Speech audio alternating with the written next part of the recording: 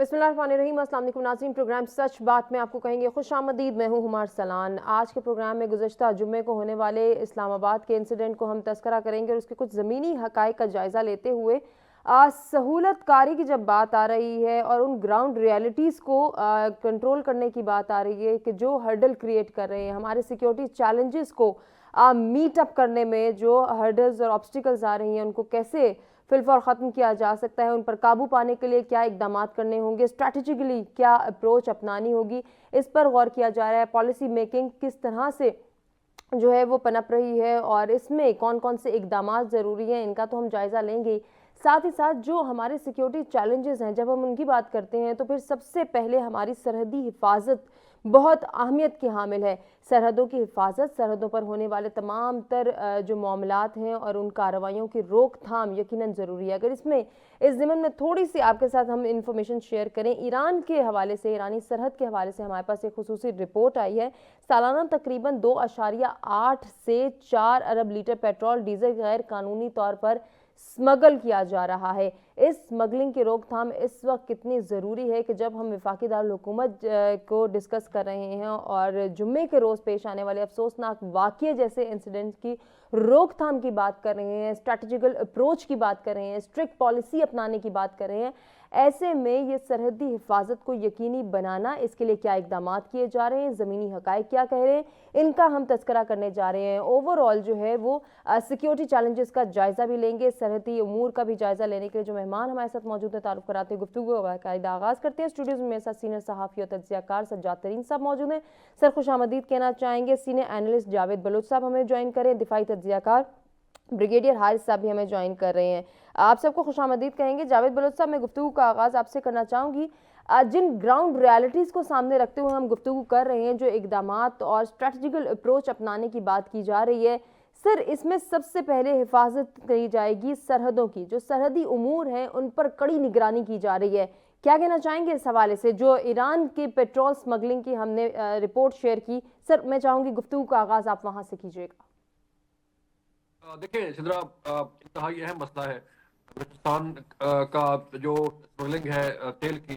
उसमें अगर हम देखें तो न सिर्फ तेल बल्कि कई ऐसी और चीज़ें हैं जो ईरान से स्मगल होके पाकिस्तान आती हैं और पाकिस्तान से फिर ये मुख्तलिफ शहरों में, कोयटा और पाकिस्तान के मुख्तलिफ शहरों में इसे फैलाया जाता है। और कोयटा में तो कोयटा और बलूचिस्तान के इलाकों में तो जो है वो बजाय पीएसओ का पेट्रोल फरोख्त होने के या शेल का, ये बाकी जो कंपनियां हैं उनका जी जी। पेट्रोल जो है फरोख्त होने के बायस जो है वो ईरानी तेल जो है वो फरोख्त होता है। और जाहिर बात है, इतने मिलियंस लीटर जो है अगर तेल आ रहा है तो वो एक पूरा नेटवर्क है जिसे हमारी सिक्योरिटी फोर्सेस ने तोड़ा है। हमारी सिक्योरिटी फोर्सेस ने बॉर्डर की सिक्योरिटी को सख्त बनाया है, जिसके बायस ये पेट्रोल की जो स्मगलिंग है, डीजल की, पेट्रोल की, उसे कंट्रोल करने में ये लोग कामयाब हुए हैं। और इसी इसी इसी वजह से अगर हम आप देखें तो इसी ईरानी पेट्रोल की वजह से, इसी स्मगलिंग की वजह से, इसी मनशियात की स्मगलिंग को रोकने की वजह से जो है वो जो टेररिस्ट नेटवर्क है, जो स्मगलिंग माफिया है और जो उनके पीछे जो उनके हैंडलर्स हैं, इसी तरह वो फिर चीज़ों को एक्सप्लॉइट करते हैं और दहशत गर्दी के साथ इसको जो है वो जो है वो जोड़ते हैं। और फिर जाहिर बात है, जो दहशतगर्दी हो रही है बलूचिस्तान के अंदर, चाहे बीएलए है, चाहे बाकी जो तंजीमें हैं, वो उनका डायरेक्ट तल्लक वास्ता जो है वो भारत की प्रैक्टिस और फितरत हिंदुस्तान से है। और जो लोकल जो माफियाज उनके पीछे हैं, जो जी माफियाज पेट्रोल की स्मगलिंग में मुलव्वस हैं, डीजल की स्मगलिंग में मुलव्वस हैं, तो वो उन्हें फंड करते हैं थ्रू मुख्तलिफ सोर्सेज से जो है उन्हें फंड करके दहशतगर्दी फैलाई जाती है। असला कहाँ से आ रहा है? हम्म। आप देखें कि इतना जदीद असला जो है वो आ रहा है। तो इसके अलावा जो जदीद टेक्नोलॉजी उनके पास आती है वो कहाँ से आती है? तो ये सारा एक नेटवर्क है। और जो DGISPR, आपको याद होगा कि जो टेरर पॉलिटिकल नेक्सस की बात करते हैं, तो जी जी। ये उसके पीछे ये सारे हैंडलर्स, ये सहूलतकारी जो है वो हो रही होती है। चाहे बलूचिस्तान हो, चाहे तीरा हो, चाहे खैबर का इलाका हो, हम्म। उन वहाँ की मंशियात हो, बलूचिस्तान का डीजल हो, तो इन सारी चीज़ों के पीछे पूरा नेटवर्क काम कर रहा होता है, जिसे सिक्योरिटी फोर्सेस ने अपनी जानें देकर उसे उसे उसे जो है वो कंट्रोल किया है, उसे बिल्कुल। उसे काबू किया है। और अब इस नेटवर्क को जहाँ पे इतने जो है वो मिलियंस में पेट्रोल डीजल आ रहा था, अब उसकी तादाद सिर्फ जो है वो चंद लाख रह गई है। तो हम्म। ये सिर्फ 1.5-2 साल में आप देखें कि जो सिक्योरिटी फोर्सेस ने बॉर्डर को कंट्रोल किया है, बॉर्डर पे जो स्मगलिंग का जो है वो कंट्रोल। अब चमन की हाल देख लें कि चमन को जब जो है वो वहाँ पे स्मगलिंग रोकने की कोशिश की, तो हड़तालें शुरू हो गई। तो ये हड़ताल कौन करवा रहा था, ये स्ट्राइक कौन करवा रहा था? तो ये सारी चीजें जो है, इनके पीछे जो है वो एक पूरा नेटवर्क काम कर रहा होता है, चाहे वो बॉर्डर के इस पार हो, चाहे वो ठीक। बॉर्डर के उस पार जिस हो। तरह से आप बात करें जावेद और बलोच साहब, ये टेरर पॉलिटिकल नेक्सस, इसको जो है वो तोड़ना, इसको ब्रेक करना, इस नेटवर्क को जो है एज अ चैलेंज लेकर इसके लिए स्ट्रिक्ट पॉलिसी अपनाना बहुत ज़रूरी है। ज़रा आपकी बात को ही आगे लेकर चलेंगे ब्रिगेडियर हारिस साहब। एक और जानिब, जिस तरह से हमने इस्लामाबाद के इंसिडेंट का तस्करा किया, इसको थोड़ा सा अगर हम डीपली देखते हैं और जिस तरह से ग्लोबल वर्ल्ड में हमें हमारे दुश्मन नज़र आते हैं, बिलखुसूस भारतीय मीडिया की अगर मैं बात करूं, तो भारतीय मीडिया जो प्रोपेगेंडा कर रहा है, ज़रा उसको हाईलाइट करते हुए मैं चाहूँगी कि आप गुफ्तगू का आगाज़ करें। सर, मुल्क में फ़िरका वारियत की हवा को जन्म देने की एक मजमूम कोशिश और कार्रवाई की जा रही है और इसको भारत हवा दे रहा है। भारतीय मीडिया इसको जो है वो मज़ीद जो फैलाने की कोशिश कर रहे हैं, फॉल्स फेक प्रोपेगेंडा, इसको कैसे देख रहे देखें, इसमें ज़ाहिर है कि ये इमाम बारगाह में धमाका हुआ, ये भी यही कोशिश है। लेकिन अल्लाह का शुक्र है कि हमारे मजहबी लीडर आपस में ना दे अंडरस्टैंड कि इसके पीछे कौन है, कौन फिर कवरेज कराना चाहता है और पाकिस्तान को और ज़्यादा डिस्टेबलाइज, सेक्टरियन डिवाइड में लेके जाना चाहता है। तो इसके लिए एक तो ये है कि देखिए, आपको जो अफहाम है ना, ये कोई डाउट नहीं होना चाहिए। इंफॉर्मेशन मिनिस्ट्री, उसके बाद हमारे जो आपके कुछ हैंडलर्स हैं, जिस तरीके से इंफॉर्मेशन टेक्नोलॉजी में क्वालिफाइड लोग हैं सोशल मीडिया पे, they should be able to build the narrative कि what is the enemy design. Enemy design number 1 तो यही क्लियर है ना कि एनिमी का नैरेटिव ये है बिल्कुल। कि जो देव रियलाइज कि जब तक पाकिस्तान की मिलिट्री फोर्सेस स्ट्रांग हैं तो they can't do any harm और टू जिस तरह से पाकिस्तान। ब्रिगेडियर तो साहब वो आप ये बात चाह कर रहे रहे हैं ना हैं कि हमारे कि तमाम मजहबी लीडरान एक पेज पर हैं, इसी तरह हमने देखा कि कौम ने भी सोशल मीडिया पे, मीडिया प्लेटफॉर्म पर इसको मुस्तरद किया और एक जान होके दिखाया, एक कल्ब होके दिखाया, एक पेज पर होने का दावा किया। तो इसी तरह आप ये हमने जो उनकी कोशिश है कि फौज और अवाम में जो इत्तेमाद है उसको इंतशार पिला के दूर करो, फौज को कमजोर करो, खुदा न खासा पाकिस्तान को इराक, लिबिया, सीरिया की तरह नुकसान पहुंचाओ। विच एज लॉन्ग एज पाकिस्तान की मुसल्लह फौज स्ट्रॉन्ग है तो ये नहीं कर सकते। और फिर अवाम को पूरी सपोर्ट भी है। मार के हक हमने देख लिया, उस पर उसी के बाद को उनको तकलीफ हुई जिस तरह हमने उनको मारा, शिकस्त फाश थी, मुंह काला हुआ दुनिया में नरेंद्र मोदी का। और वो अब अपने जख्म जो है वो भूल नहीं रहा, वो कभी प्रॉक्सीज को यूज कर रहा है, कभी कोई हरकतें कर रहा है, कभी कहीं कुछ कर रहा है, इसकी कोशिश कर रहा है। हमने देखना है कि एक तो बिल्कुल क्लियर पॉलिसी होनी चाहिए, हमारे उलमा की अक्सर यहाँ पर कांग्रेगेशन होनी चाहिए, ठीक। बैठ के एक दूसरे के बारे में बात करने की हमारी यहाँ मांगी है। We are all Pakistani, we are all Muslims, हमें बिल्कुल परवाह नहीं कौन सब कलमा तौहीद पढ़ते हैं, that means we are all Muslim. ठीक। ये क्लियर होना चाहिए और ये बताना क्लियर होना ये भी चाहिए कि कौन इसमें शिया, सुन्नी, बरेलवी, देलवी, जो जो करना चाहते हैं वो क्या करना चाहते हैं, हमें क्लियर करना चाहिए। नंबर 2 बात को यह है, हवा कौन दे रहा है, बिल्कुल ऐसा ही है। बिल्कुल जो दे रहा है क्लियर, इसको हमें बड़ा क्लियर बताना चाहिए। और इवन यहाँ तक कि हमें यूनिवर्सिटीज में, कॉलेज में भी जाके ये बताना चाहिए, हमारे उलमा को जाना चाहिए बिल्कुल। और वही जाके बताएं। बल्कि हमारे अहले तशरीह और अहले सुन्नत इकट्ठे जाएं, जाके वहां बताएं कि वी आर टुगेदर। तो ये it leaves a very good message. Number 2, जो बिजनेस की बात करते हैं ना, देखिए इसमें जो हम बात कर रहे थे, इसमें ईरान से के ऊपर सैंक्शन लगी हुई है। अदरवाइज आई वुड लव कि हम ईरान से ऑयल ऑफिशियली इंपोर्ट करें, सही, और नॉर्मल करेंसी में करें। इस तरह जो हम जो बिलियन ऑफ डॉलर खर्च करते हैं, हम क्यों ना ईरान से सस्ता ऑयल लें, और गैस की लाइन उनकी आके कोयटा में बिछाई हुई है, और हम वहां से सस्ता ऑयल लें और अपने मुल्क की इकोनॉमी को रिवाइव करें बजाय। लेकिन अभी जब तक सैंक्शन है, प्रॉब्लम ये है। लेकिन हमने जब स्टॉप करते हैं इस चीज़ को, हमने ये भी देखना है कि वहाँ के लोगों का रोजगार, हमने उनको अल्टरनेटिव क्या रोजगार दे रहे हैं, बिकॉज सारी की फैमिलीज हैं, बच्चे हैं, बड़े हैं, कारोबार तबाह कर देंगे अगर उनको बंद करेंगे, तो उसके आफ्टर इफेक्ट्स क्या होंगे, ये भी हमें बहुत खास तौर पे देखने की जरूरत है। सो बॉर्डर ट्रेड जो होता है वो कर ले, ठीक। वहां पर बॉर्डर के ऊपर आप कोई सिस्टम ऐसा कर लेंगे, उधर की चीज और हमारी चीज जो वापस में एक कोई सिस्टम ऐसा करें जो प्रॉपर तरीके से किया जाए, इंस्टेड कि कुछ लोगों को फायदा हो रहा है, कुछ को बिल्कुल नुकसान हो रहा है, ये देखना चाहिए। फिर आगे कैसे आता है, मकसद क्या है उसका, स्मगलिंग वेपन एमुनिशन कैसे आ जाते हैं, वो तो खैर ज्यादा अफगानिस्तान की तरफ से आता है, वो हमने देखना है। सही। और फिर हमने अपनी चेक पोस्ट बलूचिस्तान के ये हब के पास लगाई हुई है, जहाँ से ये बलूचिस्तान के पास सिंध की सरहद शुरू होती है,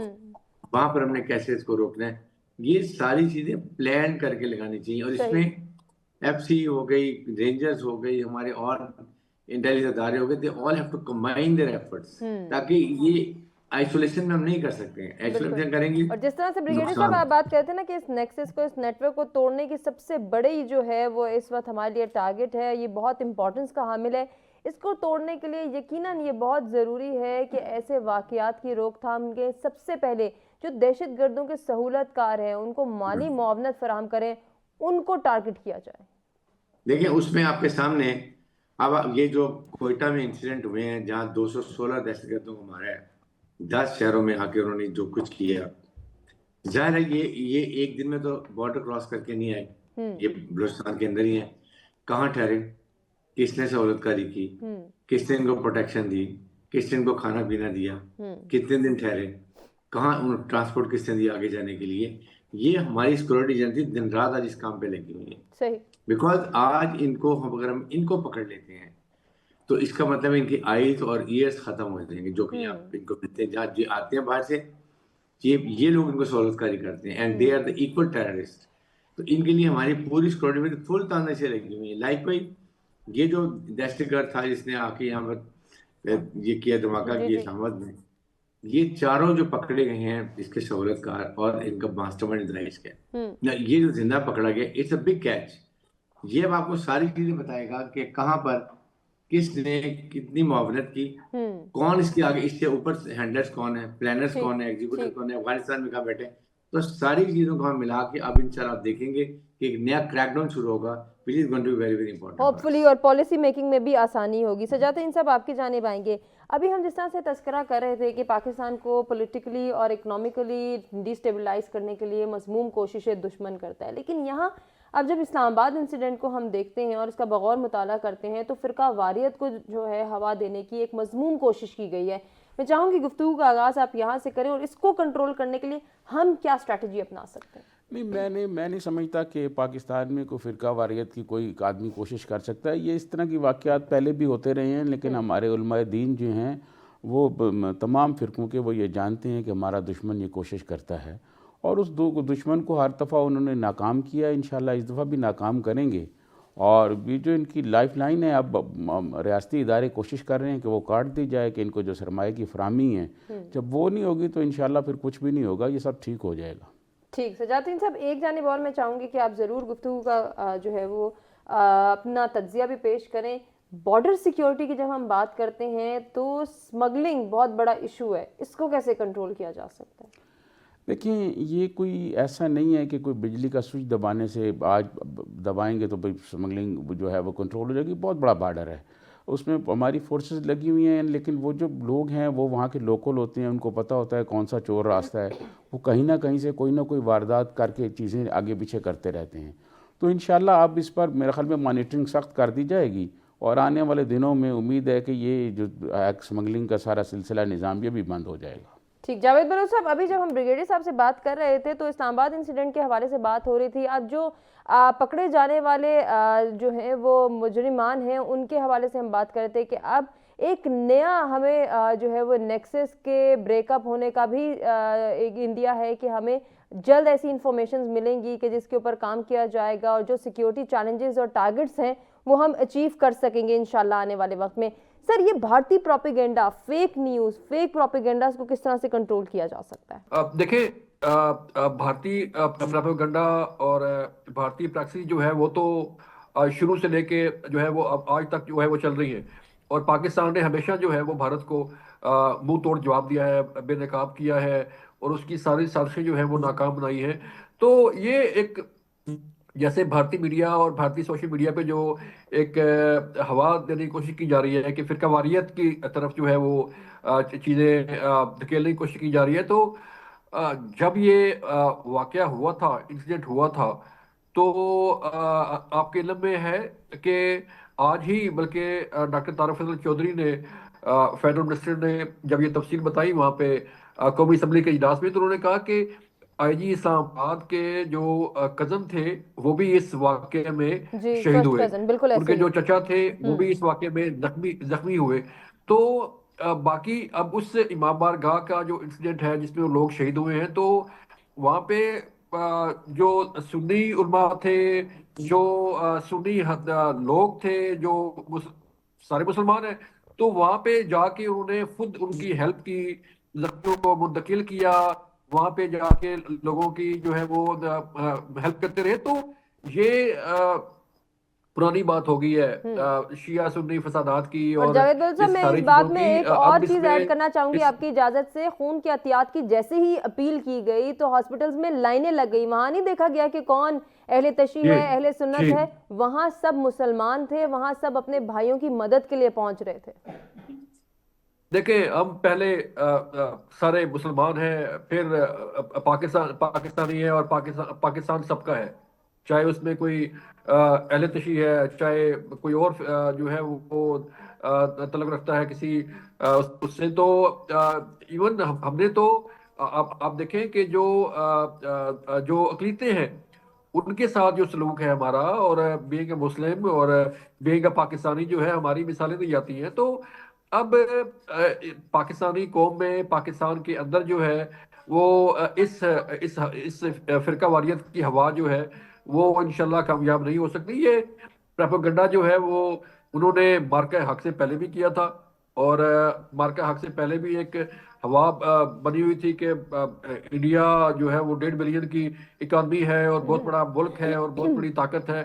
तो जब उसके गुब्बारे से हवा निकली तो फिर पूरी दुनिया ने देख लिया। तो बिल्कुल। अब जबकि ये इंसिडेंट हुआ है, तो ये इंसिडेंट जो है वो आपको पता है कि तरलाई जो है वो इस्लामाबाद का एक देहाती इलाका है। अब उस देहाती इलाके में जाके वाकया होना, और देखें ठीक। खुद का हमला हमला को रोकना। इसी तरह मेरी थोड़ी सी बात मुकम्मल होने दीजिएगा। जी जी, जरूर सर, जरूर। उस हमले को रोकना जो कि एक खुद का हमला और आ रहा है, तो उसको उसको आइडेंटिफाई करना, उसकी शिनाख्त करना इतना आसान नहीं होता। लेकिन मामला ये है कि उस इंसिडेंट के बाद जो है हमारे सिक्योरिटी इदारे, हमारी एजेंसी जो है, हमारी पुलिस जो है, उन्होंने विद इन नो टाइम जो है उस दहशतगर्द को ट्रेस किया। विद बिल्कुल। इन नो टाइम जो है उसके करीबी जो हैंडलर्स से जो सहूलतकार थे उन्हें गिरफ्तार किया। विद इन नो टाइम जो है वो केपी के अंदर जो है ऑपरेशन किया गया, और वहां पे डेफिनेटली। हमारे एक एएसआई की भी शहादत हुई उस ऑपरेशन में। और वो एक दूसरा दहशतगर्द था, उसका खुद का हमलावर था, जिसे जो है वो वहां पे गिरफ्तार हुआ और सारी चीजें। तो नेटवर्क जो है वो हमने विद इन नो टाइम पकड़ा है। उसमें किसी किस्म की जो है वो देर नहीं हुई। तो अब दुश्मन तो वार करता है, लेकिन असल मामला यह है कि उसे काउंटर कैसे करना है, उसे ट्रेस कैसे करना अच्छा है। तो वो जावेद बलूच ट्रेस साहब, तो हमने क्योंकि कर आप ली। एक बड़ी अहम जानिब इशारा कर रहे हैं, मैं चाहूंगी थोड़ा सा इसको हम ड्रैग करें। सर, जिस तरह से आपने कहा ना कि विद इन नो टाइम दहशतगर्द को ट्रेस किया गया, उसकी इंफॉर्मेशन भी दुनिया के सामने लाई गई, लेकिन यहाँ पे भी हमने देखा कि जो हमारा फॉल्स प्रोपेगेंडा है, जो मीडियम यूज किए जा रहे हैं, मैं सोशल मीडिया की जानिब इशारा कर रही हूँ, वहां एक क्योस जनरेट किया गया। मैं चाहूंगी थोड़ा सा उसकी जानिब आए कि आवाम उस पर कान ना धरे, बल्कि अपने शऊर से, अपने जो है वो अक्लमंदाना सलाहियतों को उजागर करते हुए ये देखे कि क्या सही है, क्या गलत है, और किस पर रिलाय करना है, कौन सी इंफॉर्मेशन जो है वो डिसइंफॉर्मेशन और कौन सी इंफॉर्मेशन ऑथेंटिक है। यहाँ हमें भी अपने एहसास जिम्मेदारी को उजागर करना है। देखिए, जो सोशल मीडिया प्रोपेगेंडा है उसमें जो है ना वो ज्यादातर लोग जो नौजवान नस्ल है उसको टारगेट किया जाता है, और उसे जो है वो अपना टारगेट बनाते हुए उसकी जेन शादी जो है वो की जाती है। ऐसा मवाद फेंका जाता है कि उसे जो है वो, अब तो एआई का दौर है। आप मेरी आवाज के साथ जो है जो मर्जी कर लें, आपकी आवाज के साथ जो मर्जी कर लें, मेरे साहब की आवाज को जो है कहीं और इस्तेमाल कर लें। तो मामला सर, ये है आवाज तो दूर की कि बात है, एक टूटी फूटी पिक्चर के साथ भी पता नहीं क्या क्या कर सकते हैं जी इस दौर में। जी जी जी। तो उसमें उसमें देखें, ये डिपेंड करता है कि आप जो है वो क्या देख रहे हैं। अब हमारे जो नौजवान हैं वो समझते हैं एआई क्या है, वो समझते हैं आईटी क्या है, वो समझते हैं सोशल मीडिया क्या है। सही। तो उसमें जितना प्रोपेगेंडा किया जा रहा है, जो प्रोपेगेंडा होता है, तो उसे काउंटर भी हमारे लोग करते हैं। ठीक। आप ये देखें कि मार्के हक के दौरान या बाकी जगहों पे जो दौरान जो इंडियन प्रोपेगेंडा है, उसे काउंटर भी हमारे नौजवान जो बैठे हैं यहाँ पे इस्लामाबाद में, पाकिस्तान के मुस्लिम हिस्सों में, वो उसे काउंटर करते हैं। तो सही। अब जो है ना, ये सोशल मीडिया पे प्रोपेगेंडा करके एक वाइब पिला के एक जो है वो नैरेटिव बिल्ड करने की कोशिश जो होती है, वो अब कामयाब नहीं होने वाली, क्योंकि यकीनन दुनिया कामयाब नहीं जानती होने है। वाली। सर आपकी बात ही आगे लेके चलेंगे। ब्रिगेडियर साहब आपकी जानिब आएंगे। सर बॉर्डर मैनेजमेंट इश्यूज, इनको कोप अप करने के लिए कितनी स्ट्रैटेजिकल अप्रोच जो है वो स्ट्रिक्ट होनी चाहिए, या उसमें खासी लिनियंसी अभी भी आप देख रहे हैं? तो आगे भी हमें देखना होगा कि फ्लक्चुएशन आ सकती है, वो ज़रूरी है, वक्त के मुताबिक इसका तयन किया जाएगा। मैं चाह रही हूँ थोड़ा सा हकाइक की जानिब आप आएँ, आप हमें बेहतर बता सकते हैं कि इसको अंडरस्टैंड कैसे करते हैं, क्योंकि हमारे नज़दीक तो बॉर्डर मैनेजमेंट स्ट्रिक्ट होनी चाहिए, लेकिन हकाइक किस जानिब इशारा करते हैं? ज़रा तफसीलन मैं चाहूँगी आप इस जानिब ज़रूर इशारा करें। देखें, जो हमारा एक जो है इसके साथ अफगानिस्तान के बॉर्डर मैनेजमेंट, वो तो स्पेशल जगह हैं जहाँ से क्रॉसिंग होती है, वहाँ पर हमारा बड़ा स्ट्रिक्ट आजकल हुआ है। ज़ाहिर है कि हमने सारा लॉजिस्टिक ट्रेड रोका हुआ है, अफगान ट्रांजिट रोका हुआ है, और उसके साथ हमारे कस्टम के एलिमेंट वहाँ पर है, हमारे एफसी के लोग वहाँ पर हैं, कस्टम के लोग हैं, ये सब मौजूद वहाँ पर होते हैं। तो वहाँ तो बड़ी सख्ती हुई हुई है, और प्रॉपर मैनेजमेंट है कि कैसे आना है। किसी ने अब अफगानिस्तान से आना तो उसको वीज़ा लेके आना पड़ता है, ब्राज़ार रिवर सिस्टम ने ख़त्म कर दिया हुआ है ताकि अकाउंटेड फॉर हो और पता चले। और वैसे भी एनीबडी, हम अभी भी कहते हैं यहाँ पे इलीगल आपके अफगानी हैं, देन दे गो बैक, और वो वापस आना चाहते हैं प्रॉपर्टी के लिए, किसी काम के लिए, वहाँ से आप वीज़ा लें, पाकिस्तान आए, 2 महीने रुके, 3 महीने रुके, अपने मसाइल हल करें, वापस चले। अफगान अवाम से हमें कोई शिकायत नहीं है, हमें प्रॉब्लम है ये अफगान तालिबान से, जो सही। उनके रिजीम है वहाँ पर, वो हमारी प्रॉब्लम है, और इसीलिए हमने उनके साथ ये सख्ती की हुई है। वी नो कि इसमें अफगान को भी प्रॉब्लम हो रही है। तो बॉर्डर मैनेजमेंट ये तो हमारी लेकिन बड़ी ब्रिगेडियर साहब, ये सॉर्ट आउट तो अफगान हुकूमत के इस सीरियसनेस के बगैर नहीं हो सकता ना। अगर वो विलिंगनेस शो करेंगे कि वो हमारे साथ मिलकर इस इशू को रिजॉल्व करना चाहते हैं, तो मेरा ख्याल है तभी ये प्रॉब्लम खत्म हो सकती है। वो तो बिल्कुल, उसमें तो पॉसिबल ये है ना कि अगर वो हमारे साथ क्रॉस बॉर्डर टेररिज्म कर रहे हैं, अपने दहशतगर्द पाकिस्तान में भेज रहे हैं, खुद उसमें शामिल हैं, उनकी सहूलतकारी कर रहे हैं, तो that's why we have stopped it, ताकि उनको ज़रा तकलीफ हो, उनको पता चले कि क्या प्रॉब्लम हो रही है। अफगान अवाम तो बेचारे पहले भी, रशियन आए थे उस वक्त उनको प्रॉब्लम थी, अमेरिकन आए थे उस वक्त प्रॉब्लम हुई है, और अभी फिर उनको प्रॉब्लम हो रही है। तो प्रॉब्लम सेकंड ये है कि अफगान अवाम को चाहिए कि जब आपकी एक इलेजिटिमेट गवर्नमेंट बैठी हुई है, जो कि पोलिटिकल इंक्लूसिव भी नहीं है, एथनिक बैलेंस नहीं है, आप खड़े हो, इलेक्शन कराएं, अपनी मर्जी की हुकूमत लेकर आए। और ये 14-15 टोला बैठा हुआ है जो लूट मार कर रहा है, पैसा कमा रहा है और जैसी कूट रहा है, और ये इस तरह पश्तून है, जबकि वहां पर आपके सामने हजारा भी हैं, उज़्ज़त भी हैं, ताजिक्स भी हैं। ये तो तमाम उनकी रिप्रेजेंटेशन ही नहीं, 42% पश्तून है, बाकी 58% का रिप्रेजेंटेशन है, तो दैट्स वहां पर प्रॉब्लम है। सही। उसके बाद जो काम की जो बातें वो भी देख ली किस तरीके से नया करने के आप रुके। और फिर सेकंड, हमें देखिए 2-3 प्रॉन्ग स्ट्रेटजी भी चाहिए। हम ये काम तो कर रहे हैं, हमें अमेरिकन से बात करनी है कि आप इतना व्यापार हमसे छोड़ के गए हैं, आप हर महीने उनको मिलियन ऑफ डॉलर उनको फाइनेंशियल सपोर्ट दे रहे हैं, क्यों दे रहे हैं आप? इसलिए कि वो टेररिस्ट ऑर्गेनाइजेशन के हाथ में लगे और वो फाइनेंशियल टेररिज्म के थ्रू पैसा वो और अपने लोगों को दें, और वहाँ ठीक है ब्रिगेडियर साहब, आपकी जानिब आते हैं। सजात अली साहब, जरा इस चीज़ को मैं आपसे कंटिन्यू करना चाहूँगी। जब हम ट्रेड की बात करते हैं तो फिर ट्रेड के पर्पस के लिए बॉर्डर मैनेजमेंट में फ्लक्चुएशन हमें नज़र आती है, लीनियंसी नज़र आती है, लेकिन यहाँ स्मगलिंग बहुत बड़ा इशू है, इसको कैसे कंट्रोल किया जा सकता है? देखें, दुनिया भर में लोग जो हैं अपने पड़ोसियों से तिजारत करते हैं। तिजारत जो है वो तो होती है तरीक़ाकार जो आइन और कानून के मुताबिक होती है। हम भी करते रहे हैं अफ़गानिस्तान में बहुत ज़्यादा। एक ज़माने में मियाँ नवाज शरीफ जब प्राइम मिनिस्टर थे तो इंडिया से भी हमारी तिजारत होती थी। अब दोनों साइडों से बंद है। अब ये तो नहीं हो सकता ना कि हम तिजारत के नाम पर ख़ुद का शमलावर उधर से आएँ और उधर से असला आए और मतलब कोई पाकिस्तान को नुकसान पहुँचाएँ, तो ये हम नहीं कर सकते। इसीलिए बॉर्डर बंद की हुई, तिजारत बंद की हुई है। भले उसमें नुकसान हो, लेकिन मुल्क की सलामती पर तो कोई सौदा नहीं हो सकता। यकीनन ऐसे ही। ब्रिगेडियर साहब, कुछ नेटवर्क इशू था जिसकी वजह से हमें शिफ्ट करना पड़ा। आप अपनी बात मुकम्मल कर लें सर, फिर मुझे ब्रेक की जाने पड़ना है। तो देखें, इसलिए जरूरी ये है कि हम इस वक्त अमेरिकन से भी बात करें ना, बताएं कि सियासत दुनिया में इस वक्त मार्क के बाद फील्ड मार्शल आसिम मुनीर की बहुत तारीफ की जाती है, लोग उनको सुनना चाहते हैं, अमेरिकन बड़ी तारीफ करते हैं। बाकी हमारे इस्लामिक कॉलेज में बहुत ज़्यादा सेंट्रलेशन से भी देखिए कितने वफूद पाकिस्तान में आए हैं। सो हमें अब हाईलाइट करना चाहिए प्रॉपर तरीके से कि जी ये इंडिया हमारे साथ कर रहा है, अफगानिस्तान से मिलके आपकी इस्लामाबाद में सारे दुनिया के एम्बेसडर। ठीक है, कंटिन्यू करते हैं। ये ज़रा स्मगलिंग से पाकिस्तानी खजाना कितना नुकसान उठा रहा है, इसको भी हम मेंशन करेंगे।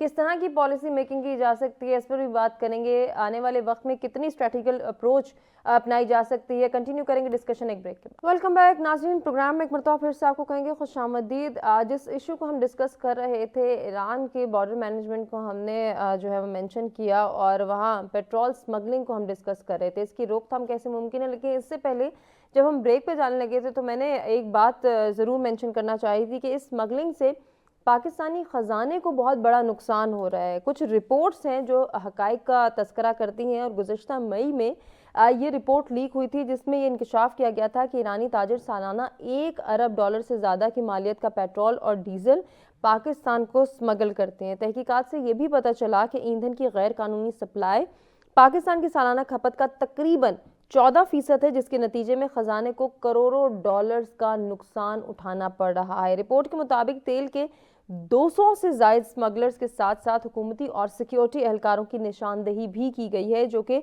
तेल की मुनाफा बख्श गैर कानूनी तिजारत से फ़ायदा उठा रहे हैं। सजाद तरीन साहब, ये एक स्पेसिफिक इशू है इस वक्त जिसको हम डिस्कस कर रहे हैं, तेल की स्मगलिंग, पेट्रोल स्मगलिंग। जब हम पेट्रोल प्राइसेस की जानिब आते हैं, क्या डॉलर प्राइसेस को हम पेट्रोल के इस इशू से कंपैरिजन इसका डेवलप कर सकते हैं? क्योंकि जब डॉलर की स्मगलिंग रुकी तो डॉलर की प्राइस फ्लक्चुएट हुई। क्या पेट्रोल स्मगलिंग रुकने से पेट्रोल की प्राइस पर कोई असर होगा? नहीं, मेरा ख्याल है ये तो सवाल ही बड़ा अजीब सा आपने कर दिया है कि ईरान से जो पेट्रोल आता है स्मगलिंग होकर उसका डॉलर से क्या ताल्लुक है। डॉलर का उससे नहीं, उससे डॉलर की स्मगलिंग को हमने डिस्कस किया। डॉलर और चीज़ है, पेट्रोल जो ईरान से आता है वो कोई इतनी बड़ी तादाद में नहीं आता कि वो डॉलर पे कोई इम्पैक्ट कर सके। वो आता है सिर्फ वहीं ईरान के वो जो हमारे बलूचिस्तान के एरियाज़ हैं बस उधर ही बिक जाता है। कुछ जो बच जाता है थोड़ा बहुत है वो शायद हो सकता है जनूबी पंजाब के एरिए जो कबायली एरिए हैं जो लगते हैं बलूचिस्तान के इर्द गिर्द, राजनपुर कश्मीर वाली साइड पे, उधर कोई आके बिकता हो उसका डॉलर पे कोई इम्पैक्ट नहीं होता। सर डॉलर पे इम्पैक्ट नहीं मैं डिस्कस करना चाह रही। जावेद बलोच साहब, मैं आपकी जानिब ये सवाल लेकर आऊंगी। सर, डॉलर स्मगलिंग रुकी, डॉलर की प्राइसेस पर इम्पैक्ट हुआ, पेट्रोल की स्मगलिंग रुकने पे क्या प्राइसेस में कोई फ्लक्चुएशन देख सकेंगे या इसका वाकई खजाने की नुकसान से कोई लेना देना नहीं है? स्मगलिंग जो है उसमें डेफिनेटली उसका असर तो पड़ता है आपकी मुल्क की मैशत पे, आपके कारोबार पे। और देखें, जो लोग जायज़ काम कर रहे हैं पाकिस्तान के अंदर और एक चीज़ जो है वो स्मगल होके आ रही है, तो वो डेफिनेटली जो इलीगल स्पेक्ट्रस हैं या जो इलीगल कारोबार है वो असर तो डालता है। जो लीगल कारोबार है, जो लीगल ट्रेड हो रही है, उस पर तो नेचुरली वो असर पड़ता है, चाहे वो मुल्की खजाना हो या वैसे जो मार्केट है आपकी उसमें जो है फ्लक्चुएशन होती है कि जो डीजल सस्ता अगर मिलेगा ईरानी, तो जो 274 रुपए या 265 रुपए का जो पेट्रोल है वो कौन लेगा? जाहिर बात है लोग वही लेंगे जो 150 रुपए में या 100 रुपए में जो है वो चीज़ मिल रही है।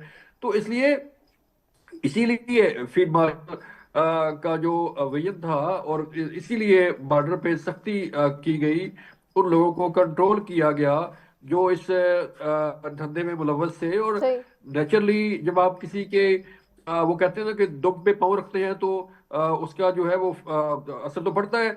उसकी जो है वो आपने देखा कि बलूचिस्तान में किस कदर जो है वो स्ट्राइक की गई, हड़तालें की गई, फिर जो आपका सोशल मीडिया ट्रोलिंग है वो अलग से हो रही थी।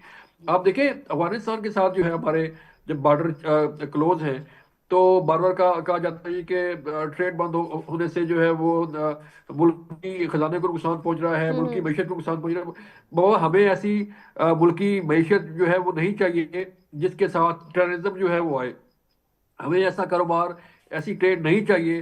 ब्रिगेड साहब बैठे हैं, हमें ऐसी बिल्कुल ट्रेड नहीं चाहिए कि जिसके साथ आप के दहशतगर्दी आपके मुल्क में आए और दहशतगर्द आपके मुल्क में अंदर आए। और क्या होता है तुर्खम बॉर्डर पे हमें नहीं पता, क्या होता है चपुर बॉर्डर पे, क्या होता है बाकी जो बॉर्डर एरिया है, जो क्रॉसिंग एरियाज हैं वहाँ पे, कि एक चीज़ अफगानिस्तान से आती है और फिर वापस चली जाती है।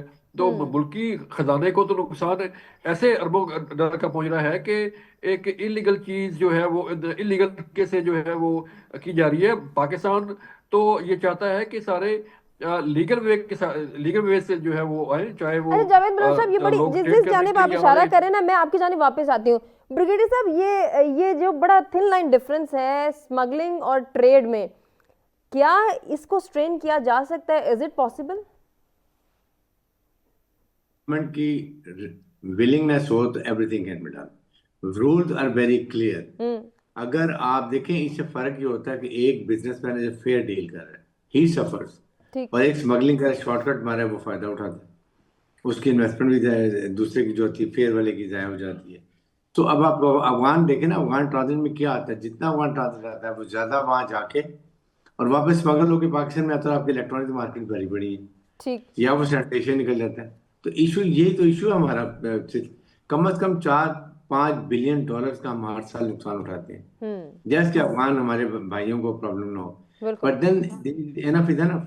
आपको कहीं तो कोई लाइन ड्रॉ करने की जरूरत है। हमारा बहुत कम कारोबार, उनका हमारे फ्रूट भी आता है, सब कुछ आता है, वो भी उनका खराब हो रहा है। आप सेंट्रल एशिया कितना उनकी खबर है नहीं, जो हमारे साइड पर है। यहाँ इंडिया भी जाता था।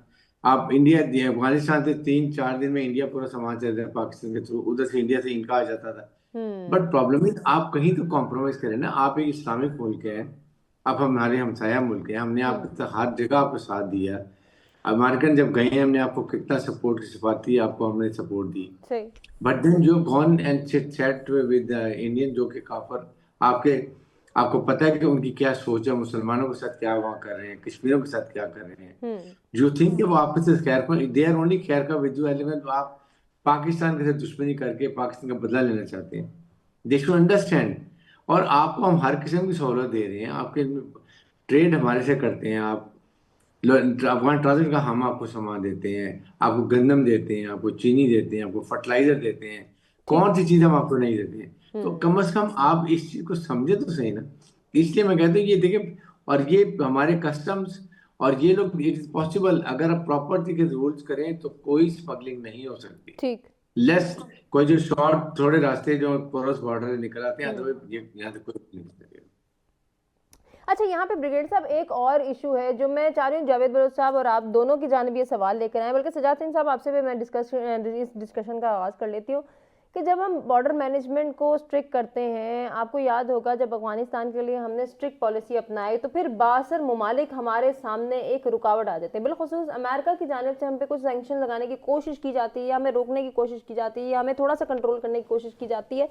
इस चीज़ को कैसे हम ट्रिगर आउट कर सकते हैं? नहीं, हमने तो अपने मुल्क के मफाद देखने ना। बेशक बासर मुल्क जो हैं वो हमें कहते रहें, हमने अपने मुल्क को सेव करना है। कोई ये थोड़ा है कि हम अपने लोगों पे दहशत गर्दी कराते रहें और तिजारत करते रहें या स्मगलिंग का रास्ते खुले रखें। हम ऐसा नहीं कर सकते। लिहाजा हमने ये तय कर लिया है कि बेशक तिजारत बंद होती है हो जाए, बॉर्डर बंद होते हैं हो जाएँ, लेकिन हम दहशत गर्दी बर्दाश्त नहीं करेंगे। ठीक। जावेद बलोच साहब, आपकी बात रहती थी सर, आप वो मुकम्मल करें। साथ ही ये जिस तरह से मैं ब्रिगेडियर साहब से जानना चाहती थी, ट्रेड और स्मगलिंग का थिन लाइन डिफरेंस, इसको स्ट्रेन करने के लिए सर आप समझते हैं कि हमें मजीद स्ट्रिक्ट पॉलिसीज अपनानी होंगी तभी जाके हम इसमें जो है वो कामयाब हो सकेंगे? देखिए, पूरी दुनिया में रूल जो है वो बड़े क्लियर हैं। यही अफगानी जो है, आप अगर यूरोप में जाके देखें या बाकी मुल्क हैं उसमें जाते हैं तो वीज़ा अप्लाई करते हैं, वीज़ा हासिल करते हैं, और उस वीज़ा हासिल करने के लिए लाखों रुपए जो है वो खर्च करते हैं और तगोदो करते हैं, उसके बाद उन्हें वीज़ा मिलता है। तो पाकिस्तान क्या इतना ही जो है वो आप कह लें कि जो है वो सस्ता मुल्क है कि आप जब मर्जी जो है वो आए, अपना बॉर्डर क्रॉस करें और यहाँ पे आके अपना कारोबार भी करें और फिर यहाँ पे टेररिज्म भी करें और फिर सारा कुछ जो है हमें, जैसे ब्रिगेड साहब ने कहा कि हमें अफगानी अवाम से कोई इशू नहीं है। अफगानी अवाम जो है वो बिल्कुल हमारे सर आंखों पे यहाँ पे उनको देखें। अब जितना कई दिहाइयों से पाकिस्तान जो है अफगान महाजरीन की मेजबानी करता रहा है, उनको हेल्थ फैसिलिटी दी, उनको बिल्कुल रोजगार दिया, उनको कारोबार दिया, उनको सर, हमने एजुकेशन अपनी दी। गलियों में अपने तो घरों में बसाया, जी इतनी जी स्पेस दी। जी जी। तो अब जब के भाई वापस जाएं, अपने मुल्क जाएं, अपने काम करें।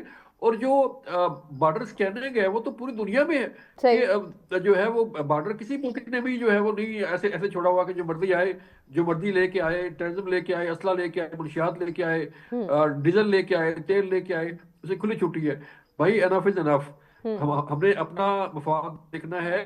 बाकी मुल्क जो है अगर इतना ही उनका ख्याल है किसी मुल्क को, तो वो अपने मुल्क को उन्हें ले जाए। हम्म बात ये है कि जो बॉर्डर एरिया है वहां पे क्या चीजों को चेक नहीं होना चाहिए।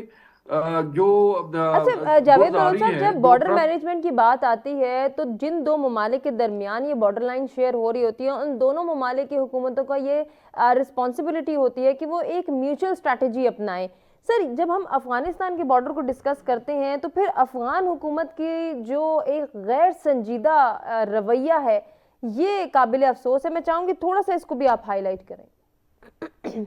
देखिए, आपने बात की कि दोनों जो मुल्क हैं उनकी मैनेजमेंट जो है ये कोई एसओपी तय करती है, कोई हम्म फैसला करती है। लेकिन यहाँ मामला ये है कि सिर्फ जो है वो सारी ट्रैफिक वन साइडेड चल रही है। हम्म सारी जिम्मेदारी जो है वो पाकिस्तान पे ही है कि ठीक पाकिस्तान ने चेक करना है। वहां तो अफगानिस्तान हुकूमत तो जो है वो कोई रोल प्ले नहीं कर रही। ठीक। पाकिस्तान इलम में है कि कई बार जो है वो कह चुका है, कई बार शवाहिद पेश कर चुका है, कई डोजर दे चुका है कि भाई अपने मुल्क के अंदर जो है अफगानिस्तान की सरजमीन जो है पाकिस्तान के खिलाफ इस्तेमाल होने से रोकी जाए। तो कहाँ गई अफगान अमूरी हुकूमत? और ये अमूरी हुकूमत ऐसी दुनिया की वाहिद अमूरी हुकूमत है कि कई साल हो गए हैं बैठी है, ना वहाँ पे इलेक्शन है, ना वहाँ पे कोई और कुछ सिलसिला है। हम्म और वहाँ पे दहशतगर्द जो है वो उनके सेफ हेवन्स हैं, उनके अड्डे हैं वहाँ पे, उनकी ट्रेनिंग सेंटर है वहाँ पे। सही। और वहाँ पे वो पनप रहे हैं। 20 से जायद जो है वो ऐसी तंजीमें हैं करदम जो वहाँ पे पाली जा रही हैं, उनको असला दिया जा रहा है, उनको खुराक दी जा रही है, उनको पनाह दी जा रही है।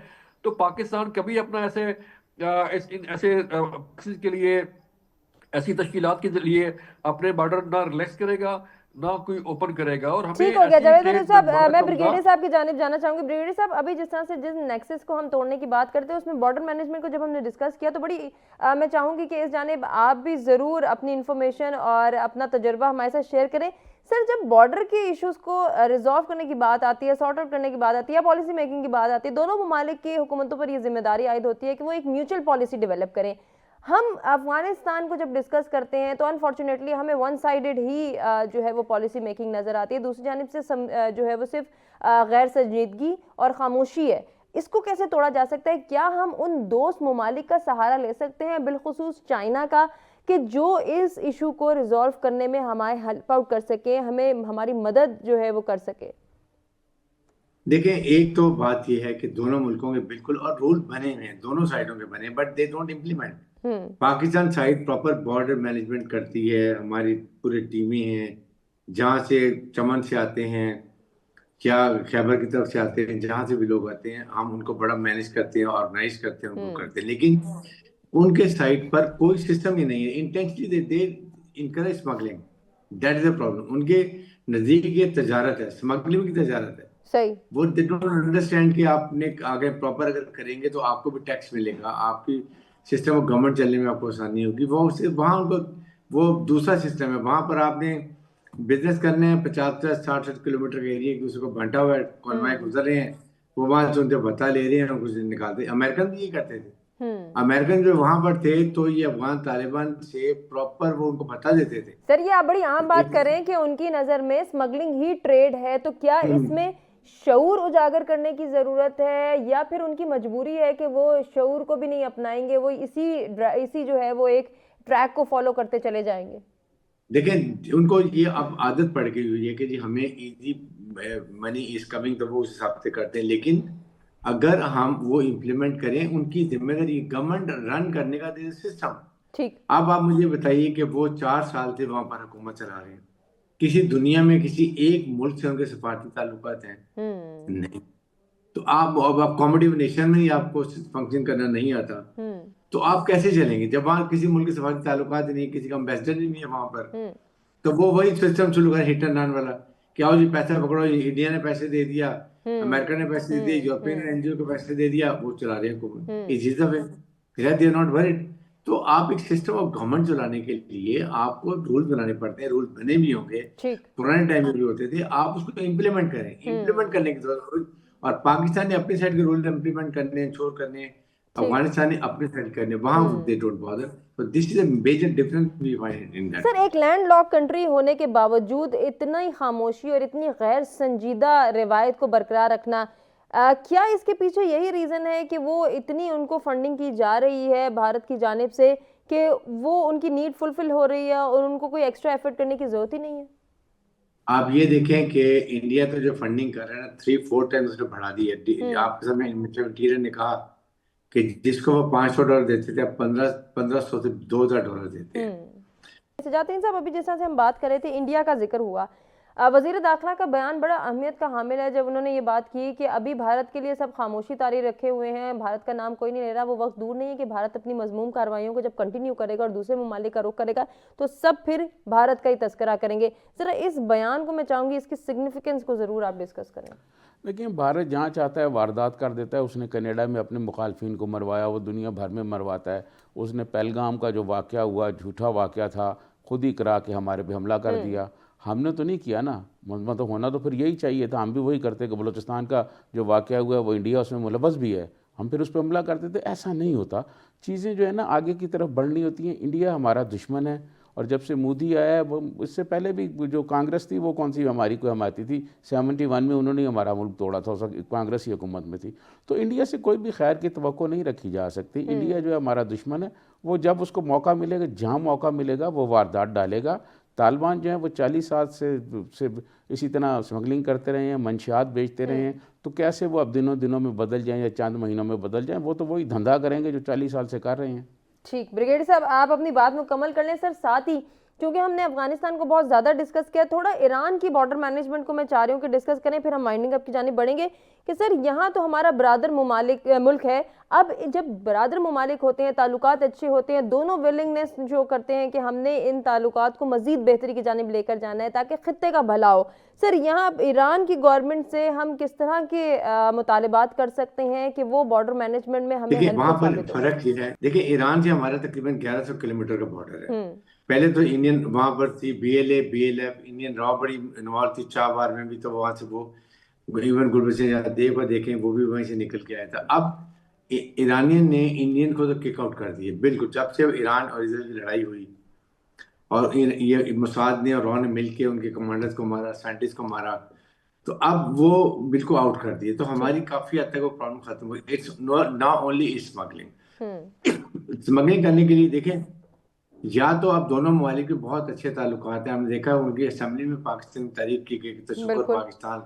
अभी भी पाकिस्तान ने बैकडोर बहुत चैनल इस्तेमाल करके ये जो अभी हालात बेहतर हुए हैं, ये because it is our interest कि Iran is the buffer zone. Iran safe है तो पाकिस्तान काफी हद तक सेफ है। इसलिए हम ये बात करते हैं, इस वक्त हमें उनसे दोबारा बात करने की जरूरत है, बल्कि उनसे हमें प्रॉपर तजारती मुआहदे करने चाहिए। जिस दिन सैंक्शन खत्म हो, Pakistan should get all oil, all goods from उधर से लें, और गैस उधर से लें, सस्ती गैस लें, और हम अपनी इकोनॉमी को स्टेबलाइज करें। That is very important. और वो ईरान तैयार है, वो $1200 बिलियन के वो मायदे तक का ट्रेड करना चाहते हैं हमारे साथ, अगर हम ये सैंक्शन की खत्म हो जाए। इसीलिए पाकिस्तान पूरी कोशिश कर रहा है। लेट्स होप नेक्स्ट वीक फिर मुज़ाकरात हैं ईरान के और अमेरिका के, कोई उसका हल निकल आता है तो ये हमारे लिए बहुत ही अच्छा होगा। इंडिया ने और चाइना ने कोई उम्मीद है आपकी नजर में? न्यू वर्ल्ड ऑर्डर को हम डिस्कस करें, पावर शिफ्टिंग को डिस्कस करते हैं हम, क्या आने वाले वक्त में ईरान के सैंक्शन खत्म होने की कोई उम्मीद है? देखिए, आप उम्मीद इसलिए है कि देव रियलाइज्ड कि ईरान को जेर करना इज नॉट वेरी इजी। उसने पहले भी इजराइल को ठीक ठाक नुकसान पहुंचाया, ऐसे ही है। अभी मुज़ाकरात में भी दे आर वेरी अनफेयर, लेकिन आई थिंक अगर कहीं दुनिया में शायद ईरान उनसे बात कर ले, लेकिन अगर वो कहते हैं कि पाकिस्तान ये ईरान अपने हाइपरसोनिक मिसाइल और सुपरसोनिक मिसाइल की रेंज कम कर ले, मेरा नहीं ख्याल पे इस पे कभी वो मानेगा, क्योंकि फिर तो वो अपने हाथ पर काट के टोटल अपने रहमो करम पर हो जाएगा इजराइल। ठीक हो गया सर। सजाद साहब आपकी जानिब आएंगे। ये जो हम अभी ईरान की पावर शिफ्टिंग की बात कर रहे हैं, अगर उन पर से सैंक्शंस हट जाती हैं, आपको लगता है कि ईरान एक इनकलाबी कुव्वत के तौर पर इस खत्ते में रोनुमा होगा और सामने आएगा? नहीं, देखें, हम कोई ख़्यालों को या ख्वाबों की दुनिया में नहीं रहते, हमें हकीकत का सामना कर रहे। पाबंदियाँ कैसे हट जाएंगी? अभी मुमकिन ही नहीं है, अभी मुमकिन ही नहीं है। पाबंदियाँ एक ही सूरत में हट सकती हैं, वहाँ रजीम चेंज हो जाए, वहाँ जो उनके मिसाइल सिस्टम है वो ख़त्म हो जाए, उनका जो न्यूक्लियर पावर्स वो बन रहे हैं वो ख़त्म हो जाए, सारी बातें उनकी मान जाए, फिर कोई बात मुमकिन होगी। अभी मेरा नहीं ख्याल कि पाबंदियाँ ख़त्म होंगी। जावेद बलोच साहब, पाबंदियां ख़त्म करने के लिए या होने के लिए जब मुज़ाकरात की बात आती है तो फिर मुतालबात की बात आती है। Power shifting, new world order, regime change, ये कुछ ऐसे सेंटेंसेस हैं या कुछ ऐसे लोगोज हैं, कुछ ऐसे लेबल्स हैं जो हम आजकल डिस्कस कर रहे हैं। सर हकाइक क्या कह रहे हैं, होने क्या जा रहा है इस पूरे ग्लोबल वर्ल्ड में? अच्छा अच्छा, जो अभी ये डायलॉग हो रहे हैं, एक सेशन हो गया है अमेरिका के साथ डायलॉग का और दूसरा होने जा रहा है। मुझे तवक्को नहीं है कि ये डायलॉग कामयाब होंगे, क्योंकि जो जिस किस्म की शराइत जो है वो अमेरिका रख रहा है और जिस किस्म का बिहेवियर जो है वो अमेरिका रवा रख रहा है ईरान के साथ, उससे आई डोंट थिंक ये मुज़ाकरात कामयाब होंगे। कोई ऐसा एग्रीमेंट जो है वो सामने आएगा कि दोनों अफ्रीकन जो है वो कामयाब हो जाएंगे। क्योंकि देखिए, अमेरिका जो है वो कूदा है इस जंग में, इस खित्ते में। ये जंग थी इसराइल की और ईरान की। इसराइल ने जो है अमेरिका की हेल्प ली और अमेरिका ने आके ईरान पे बमबारी की, उसके जो है वो न्यूक्लियर प्रोग्राम को तबाह करने का दावा किया। तो अब जबकि वो तबाह करने का दावा भी कर चुका है, तो अब जो डायलॉग होने जा रहे हैं, ये डायलॉग हो रहे हैं, तो उसमें फिर न्यूक्लियर प्रोग्राम, फिर उसमें सारा कुछ। और जैसे मेरे साहब ने ये कहा कि वो अपना जो मिसाइल प्रोग्राम है, अगर चले यूरेनियम पे तो चलो बात जो है वो होगी या हो सकती है, या शायद जो है वो कोई बात बन जाए, लेकिन अपने हाथ काट के कभी भी जो है वो कोई मुल्क नहीं देता और ना ही कोई ईरान देगा। ना वहाँ पे रजीम चेंज हो सकती है, ना वहाँ पे कोई ऐसा और कोई इनकलाब आ सकता है। रजीम चेंज करने के लिए उन्होंने फसादात करवा के ईरान में देख लिए, सही, नहीं कामयाब हुए। ईरानी गवर्नमेंट ने जो है उसे कंट्रोल कर लिया। बिल्कुल ऐसे और ही। अब जबकि जबकि आप अपना बहरी बेड़ा जो है वो ईरान के साथ लगा के, उसकी समुद्री हदूद के साथ खड़ा करके उसे बार बार धमकियां दे रहे हैं कि आए टेबल पे, आए मुज़ाकरात पे। नहीं, तो वो इस तो तरह कह रहे हैं ना, मुज़ाकरात वो नहीं होते सिचुएशन को बैलेंस करने के लिए, मुस्तहकम जी। करने के लिए ऐसे किया जा ऐसे रहा है। मुज़ाकरात नहीं होते, और ना ही कोई अमेरिका का कोई ऐसा रवैया है कि हम्म। ये कोई टेबल टॉक हो रही है। तो एक आप कह लें कि बंदूक के जोर पे जो है आप अपनी बात बनवाने के चक्कर में है कि ये हमारी बात ना मानी तो मैं फायर कर दूंगा। ऐसी बात नहीं होती, डायलॉग ऐसे नहीं होते। और ये जो डायलॉग हो रहे हैं इसमें भी कोई ऐसी कोई बड़ी तवक्कुआत नहीं है कि कोई सही, ऐसा ब्रेक थ्रू हो जाएगा कि जिससे एक मामला हल हो जाएंगे। ठीक हो ये गया सर, जिस तरह से आप कह ईरान रहे जो हैं है, ब्रेक थ्रू होने के इम्कानात नहीं है। जरा टॉपिक की जाने वापस आते हैं। इस्लामाबाद इंसिडेंट को जब हम डिस्कस कर रहे थे सर, एक चीज मुझे बड़ी खुशी हो रही है ये बात कहते हुए कि कौमी यकजहती हमें इस अफसोसनाक वाक़े के होने के बाद नजर आई कि हम तमाम तर अफराद एक पेज पर हैं। जब हम ये बात करते हैं ना कि मुल्क की सालमियत पर हम आंच नहीं आने देंगे, तो उसके लिए बहुत ज़रूरी है कौमी यकजहती। मैं आप तीनों मेहमानों की जानिब आना चाहूँगी और आपसे ये जानना चाहूँगी कि सर इस कौमी यकजहती को मज़ीद मजबूत करने के लिए हम अपना किरदार कैसे अदा कर सकते हैं। सजातीन साहब, आपसे आगाज़ करेंगे। मैं समझता हूँ कि एक आल पार्टी कॉन्फ्रेंस होनी चाहिए जिसमें तमाम मजहबी रहनुमाओं को बुला के बातचीत की जाए। और दूसरा, ये जो लोग मतलब हमला कर रहे हैं, इनके जो यहाँ पाकिस्तान में हमदर्द हैं, उनको भी देखा जाए कि वो मतलब उनसे कैसे, क्या कोई गोली की बुनियाद पर उनसे बात हो सकती है या कोई मुज़ाकरात हो सकते हैं, किस तरह हो सकते हैं, कोई रास्ता निकाला जाए ताकि चीज़ें बेहतर हों। ब्रिगेडियर साहब क्या कहना चाहेंगे सर? देखिए, कौमी बेसिकली है कि एक तो कौम में कोई इब्हाम नहीं होना चाहिए, in flow of information should be such. और हमारा एक ऑफिशियल मीडिया जो है ना वो बड़ा स्ट्रांग होना चाहिए, ताकि जो भी दुश्मन का नैरेटिव होता है उसका काउंटर नैरेटिव इमीडिएटली हो और आवाम को ये बताया जाए कि please listen to official verdict. जैसे डीजीआई पे बात करते हैं लड़ाई मार के हक में, लाइक वाइज लोगों को इब्हाम खत्म कर दें। That is the most important thing. जहाँ शको शुबात होंगे वहां पर डाउट क्रिएट होगा, फिर प्रॉब्लम होंगी। ठीक, जावेद बलोच साहब, ओवर टू यू। देखिए, हमने हर मौके पे जो है वो एक कौम बन के दिखाया है, चाहे वो पाकिस्तान का वजूद हो, चाहे जो है वो कोई और जंग हो या कोई सिलाब हो, जो भी हो, हम जो है वो एक कौम थे, एक कौम है। ठीक, अपने तमाम मेहमानों का नाज़रीन शुक्रिया अदा करना चाहेंगे जिन्होंने अपने कीमती वक्त और कीमती तज्ज़िये से आगाह किया। आपसे आज के लिए इजाज़त चाहेंगे। अल्लाह निगहबान।